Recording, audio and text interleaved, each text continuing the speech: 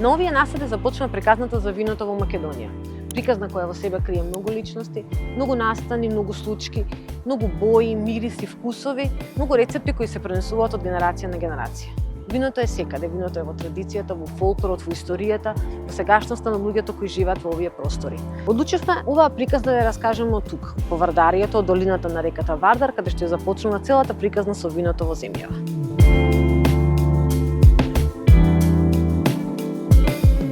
Е што не сум црвено грозје, боси нозе твој да ме газат. Виното е поезија, односно еден вид на уметност. Како што уметниците сликаат, музичарите музицираат, така ние како енолози правиме уметност со тоа што ги спојуваме сонцето, ветарот, климата, почвата, за да дојде све во една чаша. Македонија изобилува со потенцијал за добро грозје. Имаме доста автохтони сорти кои што се клучни во винификацијата, односно во правењето на вино. Тоа е картошијата, како најстар, како мајка на вранецот, кој што е исто автохтона сорта. Тука се неколку од белите, смедеревка, темјаника и така натаму.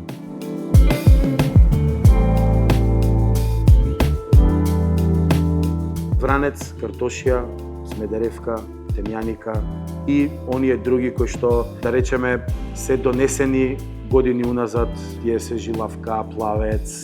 Кога збориме за винска традиција и квалитет на вината, нормално не може да се избегне да не се спомне винаријат Тиквеш и тој принцип на правење вино.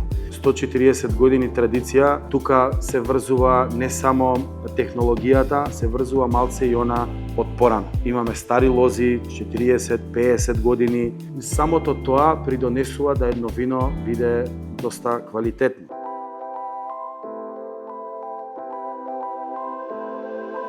Не е само грозјето во прашање и сите процеси, начинот на кој што се контролира од лозјето до микровинификација, макровинификација, начин на берба, контрола на температура во текот на самата ферментација и до самата финализација или влегување во шише. Тиквеш винарија, јас можам комотно да ја наречам како културно наследство. Тоа е нешто што останува со години и традиција, немало прослава, немало среќен, тажен момент, а да немало нешто присутно со тиквеш на масата.